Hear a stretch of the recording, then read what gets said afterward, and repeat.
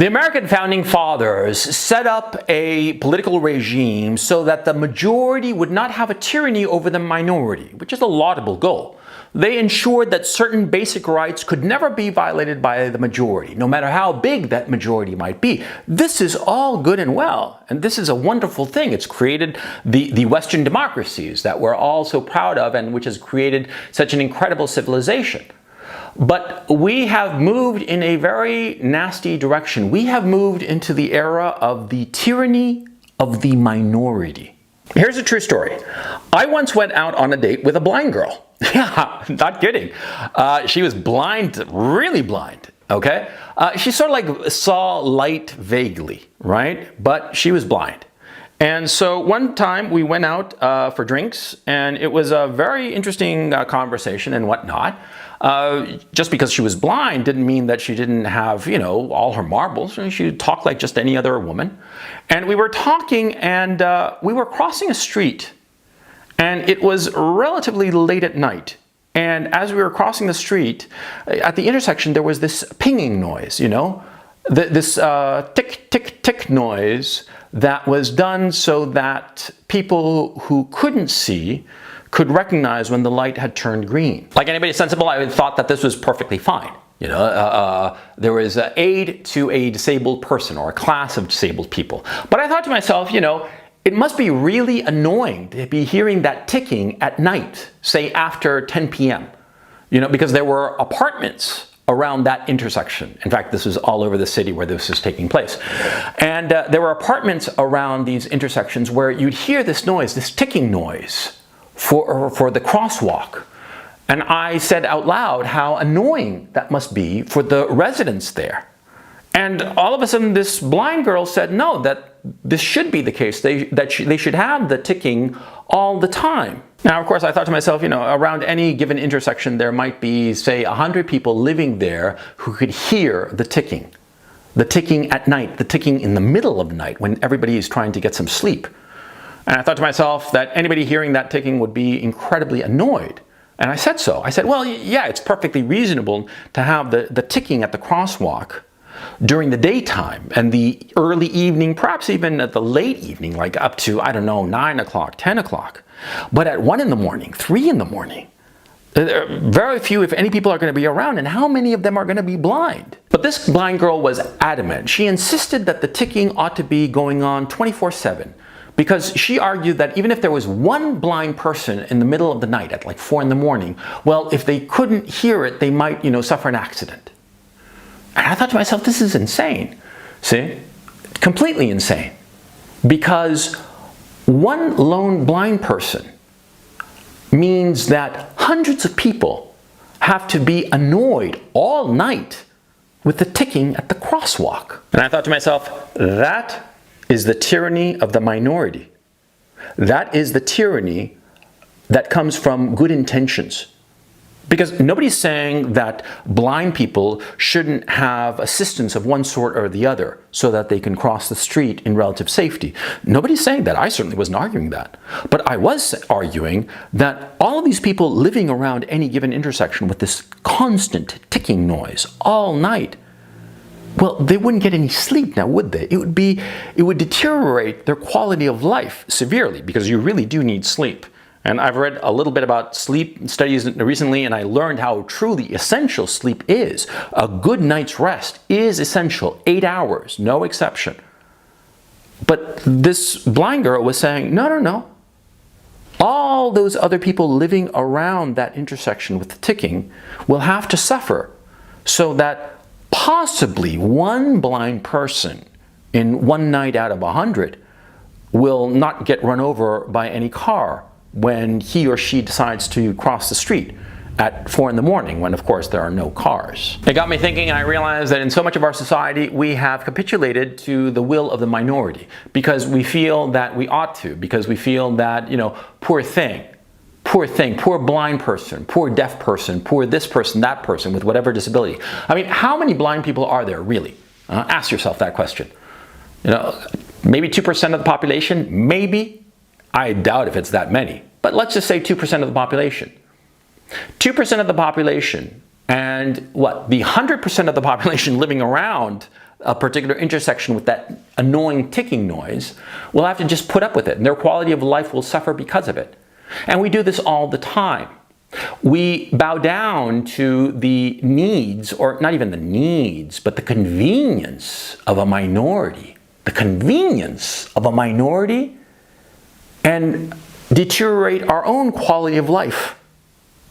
The minority becomes more important than the majority. The minority becomes tyrannical. Of course, they're becoming tyrannical because they are insisting that everybody do something that is good for them, but that is detrimental to the majority. They insist on it. And what do you call that kind of system of government, that kind of social organization? That's an aristocracy. And that's what we currently have in the democracies. We have a tyranny of the minority. We have an aristocracy of the disabled. We have an aristocracy of victimhood. I mean, have you noticed that because of this, because minorities get special rights, everybody is clamoring to identify themselves as some sort of minority or other? They say that they're a person of color. They say that they are, hearing impaired or visually impaired or this impaired or the other. They have anxiety disorder. They have panic attacks. They have all kinds of things that they are trying to use so as to ensconce themselves in that aristocracy of maladies. That's what's going on in our society. And it's happening because we, the majority, the vast majority, feel sorry for these people. That's all. Because we feel sorry for them, they take advantage of us and they hurt us. I live here in Amsterdam. And in Amsterdam, we have that ticking at the intersection. But thank God I live far away from any intersection because I'd go nuts. You know, sometimes I do ramble about in the middle of the night. I have a sort of kind of insomnia, kind of like I wake up totally awake and alert in the middle of the night, like at 3 in the morning. And sometimes at that hour, I'm like hungry and I figure, I'll just take a walk, and walk it off and come back and sleep some more. And when I do that, I go out and I hear the ticking and there's nobody else around. And I think of all those people sleeping around those intersections. I look up at the apartments and I can only imagine those people trying to get some sleep and that relentless ticking for no reason other than to make a few people who are disabled and not even around feel better. What is that? And I'm talking about this blind girl and people who are visually impaired in particular, but this goes across the board. We as the majority are suffering. We are allowing ourselves to suffer because of the inconvenience of minorities, of different minorities who self-identify as minorities for different reasons, sometimes spurious reasons. We know that they're spurious, but we sort of like, okay, fine, you're a minority because of this, because you have anxiety or some nonsense like that, right? But we know fundamentally that it's BS. We recognize that these people are just taking advantage of us.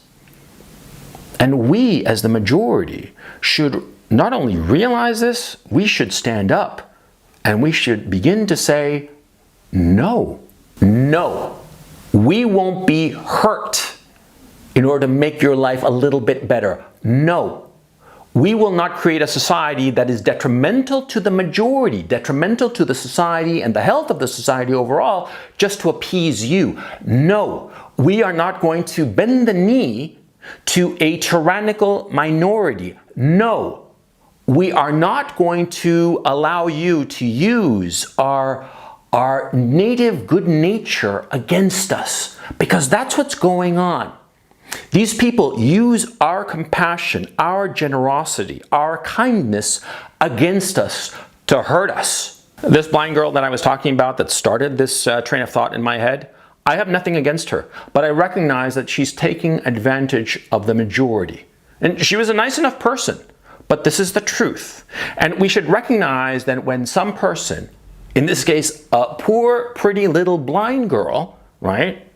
I mean, who is more meritorious of sentimentalism, huh? Who is going to get that more than anybody? A little blind girl, for crying out loud. Yeah, of course. But the fact is we cannot allow her rather, to use her disability like a whip against the rest of us. We have to say no. And we have to say, yes, it's very terrible that you're blind. Yes, it is convenient that we have the ticking at the intersection, but no, we're not going to ruin the lives of hundreds of people living around that intersection so that they cannot sleep at night just so maybe, perhaps, you can get to use a crosswalk. That's not fair, because that's the basic issue, fairness.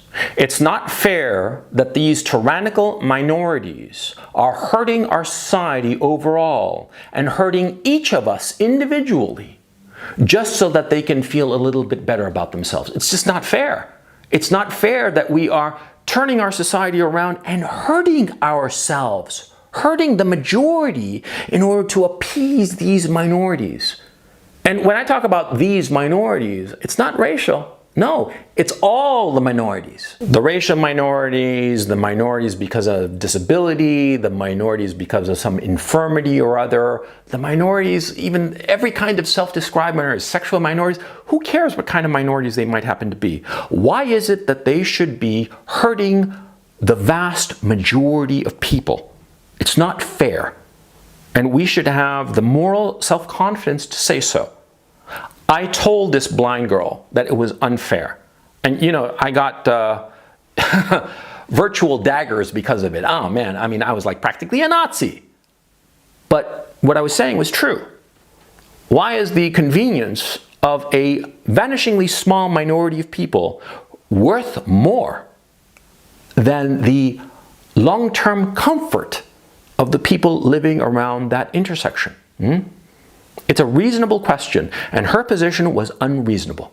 She was this cute, blonde little blind girl, poor thing, with a little stick, you know, walking along, you know, blind as a bat, and clearly blind. I mean, you could see by her eyes that she could not see a thing, yeah? I mean, everybody like smiled at her like, oh, poor thing, yeah? But because of that, people's well-being suffered. And that is not fair. If that makes me look like a bad guy, an evil guy or something like that, fine. I don't care. Somebody has to stand up and say no. These minorities of different sorts are exercising a tyranny against the majority. And we who are the majority have to say enough.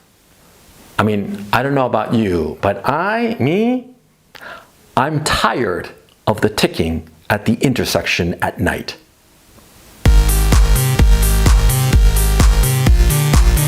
I hope you enjoyed this video, and if you did and you want to see more of my content, please check out the Patreon link in the description below. On Patreon, I put out an extra video every week. So far, I have over 100 videos on Patreon that you will find nowhere else. I also do a weekly show called The Weekly Webinar. It's a call-in show where I take questions and comments from viewers, and it's a lot of fun. It lasts 2 to 3 hours, and it's every Sunday at 11 a.m. Eastern. So if you're interested, please go check it out. Thank you so much, and I will catch you next time.